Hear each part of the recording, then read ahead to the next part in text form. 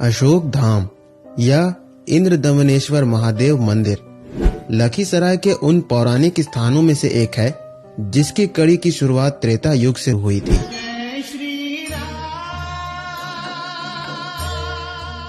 राजा इंद्रदमनेश्वर द्वारा स्थापित यहाँ का शिवलिंग भगवान राम द्वारा तब पूजा गया था जब वे पदार्पण के लिए श्रृंगी ऋषि में अपनी ज्येष्ठ बहन शांता के यहाँ जा रहे थे। और दूसरा उल्लेख मिलता है द्वापर युग के समय का, जब भगवान श्री कृष्ण के पूर्वज ययाति के वंशज कृमि द्वारा यहाँ कृमिला नगरी बसाई गई थी और इस मंदिर का पुनर्प्रतिष्ठा कराया गया था। उस समय यह क्षेत्र 3 नदियों का संगम तट हुआ करती थी, जिसमें गंगा, हरोहर और क्यूल नदियां शामिल थीं। तब से लेकर आज तक यहाँ कई भूगोलिक परिवर्तन हुए, जिस वजह से यहाँ का स्थान खिसक कर सूर्यगढ़ा क्षेत्र पहुंच गया। जिसे आज हम अशोक धाम से जानते हैं, उसे कभी चौकी ग्राम कहा जाता था और यह पूरा इलाका ही एक समय में धार्मिक स्थल हुआ करती थी, जिसे आक्रमण के समय ध्वस्त कर दिया गया। बीतते समय ने इस इलाके को भूगर्भ में समा लिया, पर फिर 20वीं शताब्दी में इस शिवलिंग का पुनर्प्रकाट्य हुआ, जब बालक अशोक यहीं के गांव में रहते थे और सतघरवा खेलते वक्त जब उन्होंने गड्ढा किया तो शिवलिंग का अंश दिखा। उन्होंने तुरंत गांव वालों को बताया और तब जाकर स्थानीय लोग और पुरातत्व विभाग ने मिलकर यहाँ की खुदाई की और सभी पौराणिक मूर्तियों को बाहर निकाला। ये जो भोले बाबा देख रहे हैं, ये 7477 में निकले हैं। उसके बाद सतघरवा खेल रहे थे, उसी में खुदाई किए तो बाबा का दर्शन हुआ। उसके बाद अगल बगल में आदमी थे, उनसे कहे, कोदार खंती लेके आए। गांव मोहल्ला हुआ, गांव से आदमी जुट गया, कोरने खाने जैसे लग गया, जैसे देख रहे भोले बाबा को सही निकले। उसके बाद कमेटी गठन हुआ, उसके बाद मंदिर चालू हुआ 2002 से। आज इस मंदिर की आकृति, भव्यता और सुंदरता का कोई जवाब नहीं।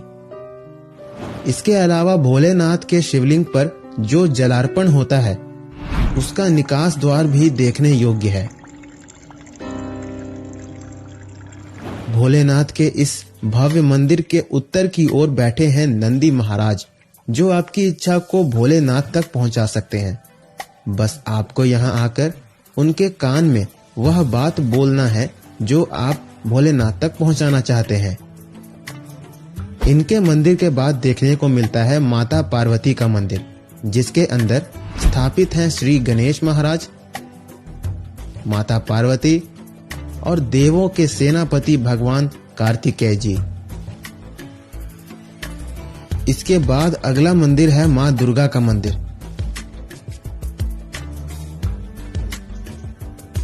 जिनके ठीक बगल में स्थापित है वो पौराणिक मूर्तियां जो खुदाई में निकाली गई थीं।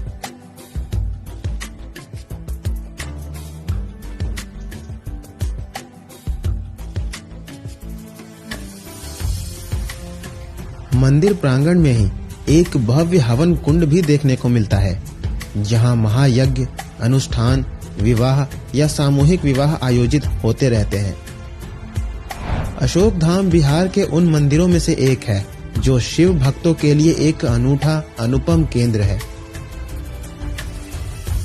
आखिरकार इस मंदिर की स्थापना भी तो एक बहुत बड़े शिव भक्त ने ही तो कराई थी, राजा इंद्रदमनेश्वर ने। आइए अब आपको ले चलते हैं मंदिर की सैर पर और आपको दिखाते हैं कि यहाँ आपको क्या क्या देखने को मिलता है। सबसे पहले आप यहाँ आते ही देखेंगे बालूराम कनोडिया का स्मृति द्वार, जहाँ से करीब 250 मीटर अंदर आने के बाद आपको दिखाई देगा इंद्रदमनेश्वर महादेव मंदिर का प्रवेश द्वार। इसी प्रवेश द्वार के बाहर की ओर स्थापित है कई सारी दुकानें, जहाँ पूजा पाठ सामग्री मिलती है। और प्रवेश द्वार से अंदर रहते ही आपको दिखाई देगा ये सूचना पट, जिसमें इस मंदिर के इतिहास का उल्लेख है। प्रवेश द्वार के ठीक सामने महादेव का ये भव्य मंदिर स्थापित है, जिसके बाईं ओर कतार में खड़े होने की व्यवस्था की गई है।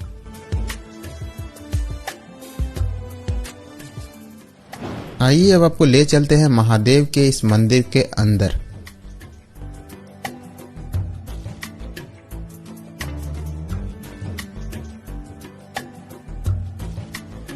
ये है भोलेनाथ का वो विकराल शिवलिंग जो धरती के अंदर से प्रकट हुई थी।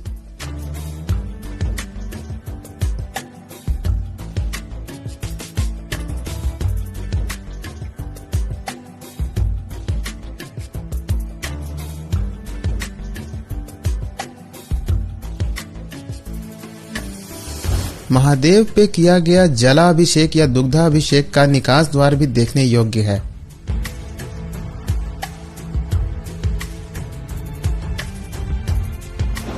नारियल फोड़ने की व्यवस्था यहाँ बाहर की ओर किया गया है और धूप अगरबत्ती जलाना हो तो भी वो बाहर की ओर ही जलाया जाता है। इसके अलावा भोलेनाथ के दाहिनी ओर बैठे हैं नंदी महाराज, जिनके माध्यम से आप अपनी बात भोलेनाथ तक पहुंचा सकते हैं। इस पाइप में आप अपनी बात बोलिए, वो नंदी महाराज के कान तक पहुंचेंगे और नंदी महाराज भोलेनाथ तक पहुंचाएंगे। नंदी महाराज के दाहिनी ओर मां पार्वती का मंदिर स्थापित है। इस मंदिर में मां पार्वती, पुत्र गणेश और पुत्र कार्तिकेय की मूर्तियां स्थापित हैं। ये है भगवान कार्तिकेय की बलुआ पत्थर की मूर्ति। ये है मां पार्वती की बलुआ पत्थर की मूर्ति और ये महाराज गणेश की बलुआ पत्थर की मूर्ति।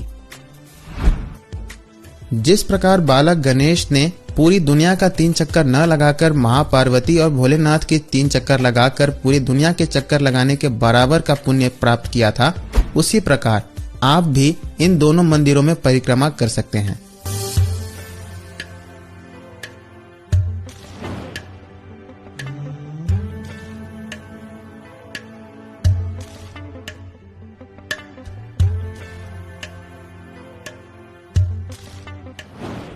यह हवन कुंड इतना भव्य है कि यहाँ पर समय समय पर सामूहिक विवाह भी आयोजित होते रहते हैं। इसके अलावा यहाँ महायज्ञ अनुष्ठान वगैरह भी किए जाते हैं। ये है मां दुर्गा का मंदिर।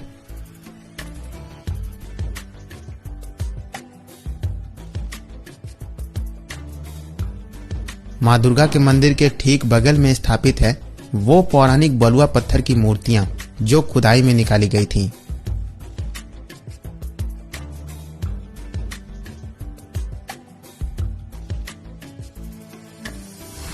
इसके अलावा यहाँ पर एक मंच की व्यवस्था की गई है जहाँ समय समय पर कार्यक्रम आयोजित होते रहते हैं।